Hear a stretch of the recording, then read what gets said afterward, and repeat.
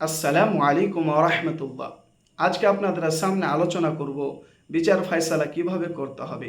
মহান আল্লাহ তাআলা বলেন, ওয়ালা ইয়াজরিমান্নাকুম শানআনু কওমিন আলা আল্লা তা'দিলু, অর্থাৎ তোমাদেরকে কোনো কওমের দুশমনি যেন ইনসাফ করতে বাধা না দেয়। ই'দিলু হুয়া আকরাবু লিত-তাকওয়া, তোমরা ইনসাফ করো। ইনসাফ করা হচ্ছে পরহেজগার ব্যক্তিদের কাজ। মহান আল্লাহ তাআলা তিনি আরও বলেন, সূরা আল ইমরান সূরা নম্বর 3 আয়াত নম্বর 161, ওমাই ইয়াকুলু লিয়াতি বিমা গাল্লা, যে ব্যক্তি ইনসাফ করবে না, আমানতের খেয়ানত করবে, ধোঁকাবাজি করবে, সে ব্যক্তি কিয়ামতের দিন আল্লাহ তাআলার নিকটে উপস্থিত হবে খেয়ানতকারী হিসেবে। মহান আল্লাহ তাআলা তিনি আরও বলেন যে যখন তোমরা মানুষের মধ্যে ফায়সালা করবে, নিজের হোক অথবা পর, বড়লোক হোক অথবা ধনী, বংশ বড় হোক অথবা ছোট, কি করবে? ইদিলু, তোমরা ইনসাফ করবে, কোরআন হাদিস অনুযায়ী ফায়সালা দেবে। ওয়ামাল্লাম ইয়াহকুম বিমা আনজালাল্লাহ ফাউলাইকা হুমুল ফাসিকুন, যারা কোরআন হাদিস অনুযায়ী ফায়সালা করে না তারা হচ্ছে ফাসিক। অন্য আয়াতে বলা হয়েছে জালিম, তারা অন্য আরেকটি আয়াতে বলা হয়েছে কাফের। চিন্তা করে দেখুন কত বড় ভয়ানক কথা। মহানবী সাল্লাল্লাহু আলাইহি ওয়াসাল্লাম তিনি বলেছেন, লিকুল্লি গাদিরিন লিওয়াউন ইয়াউমাল কিয়ামা, প্রত্যেক গাদ্দার ব্যক্তির জন্য, প্রত্যেক খেয়ানতকারী ব্যক্তির জন্য ঝান্ডা টাঙানো থাকবে। মানুষ দেখলেই চিনতে পারবে এবং বলবে, হ্যাঁ, গাদির ইবনে গাদির, বলবে এই গাদ্দারের বাচ্চা গাদ্দার, দেখলেই বোঝা যাবে। মানুষ এইভাবে আহ্বান জানাবে শ্রদ্ধা।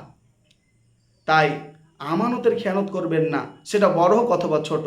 আল্লাহ রাসূল সাল্লাল্লাহু আলাইহি সাল্লাম সহিহ বুখারী শরীফের 7150 নম্বর এবং 51 নম্বর হাদিসের মধ্যে বলেছেন, আলা কুল্লুকুম রাইন ওয়া কুল্লুকুম মাসউলুন আন রাইয়াতিহি, তোমাদের প্রত্যেক ব্যক্তি হচ্ছে দায়িত্বশীল। সহিহ বুখারী শরীফের 7138 নম্বর হাদিসে কথা বলা আছে।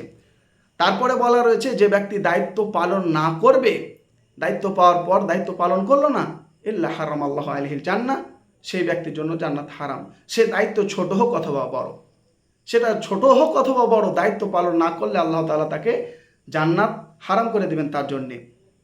যদি সে মনে করে এটা পাপ নয়, তাহলে তার জন্য জান্নাত একেবারে হারাম। আর যদি মনে করে যে না এটা অন্যায়, তো আল্লাহ তাআলা তাকে শাস্তিমূলক জান্নাতে প্রথম দরজার ব্যক্তিদের সাথে প্রবেশ করাবেন না, কিন্তু পরে কোনো একদিন আল্লাহ তাআলা তাকে করাবেন জাহান্নামের শাস্তি ভোগ করানোর পর।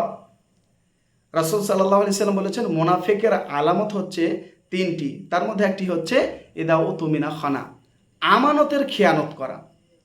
আপনাকে দায়িত্ব আমি দিলাম আর আপনি দায়িত্ব পালন করলেন না, এটা হচ্ছে আমানতের খেয়ানত। আপনাকে আমি দায়িত্ব দিলাম, দায়িত্ব পালন করলেন না, এটা হচ্ছে আমানতের খেয়ানত। আল্লাহ তাআলা বলেছেন তোমরা দায়িত্ব পালন করো, আমানত আদায় করো। ইন্নাল্লাহা ইয়া'মুরুকুম আন তুআদ্দুল আমানাতি ইলা আহলিহা, যে তোমরা তোমাদের দায়িত্ব পালন করে দাও, তোমাদের আমানত আদায় করে দাও যারা তাদের হকদার। ওয়াইদা হাকামতুম বাইনান নাস ফাহকুমু বিল আদল, আর যখন তোমরা মানুষের মধ্যে ফয়সালা করবে, যখন তোমরা জজ হবে, তখন তোমরা সঠিকভাবে ফয়সালা করবে। আজকে বর্তমান সময়ে মানুষ কিন্তু সঠিকভাবে ফয়সালা করে না, টান টানে, বংশ দেখে, বড়লোক না ধনী দেখে, কালো ধলা এগুলো দেখে, অথচ এগুলো আল্লাহ নবী দেখতে বলেননি। তিনি বলেছেন সঠিকভাবে ফয়সালা করতে, আল্লাহ তাআলা বলেছেন সঠিকভাবে ফয়সালা করতে, কিন্তু মানুষ এটা করে না। রাসূল সাল্লাল্লাহু আলাইহি সাল্লাম বলেছেন, মান গাসসানা ফালাইসা মিন্না, সে আমার উম্মত নয়। যে মানুষকে ধোঁকা দেয়, যে মানুষকে ঠকায়, যে আমানতের খেয়ানত করে। ওই জন্য আমানতের খেয়ানত করবেন না, সেটা যতই ছোট কাজ হোক না কেন, সেটা যতই ছোট দায়িত্ব হোক না কেন। যদিও আঞ্জুমানের দায়িত্ব আপনি পান, হাকাম সাহেব যদি হন, বা নাম্বার দেওয়া যদি আপনার দায়িত্ব হয়, এটাও আপনার ধ্যানে রাখতে হবে যে এটা আমানত, যে হকদার তাকে দিবেন। কারোর প্রতি দুশ্মনী আছে আপনার, আর আপনি ওই রাগটা তুলছেন নাম্বার দিয়ে, না, এটা হারাম। আল্লাহ তাআলা আমাদের বুঝার তৌফিক দান করুন, আমিন। আসসালামু আলাইকুম ওয়া রাহমাতুল্লাহ।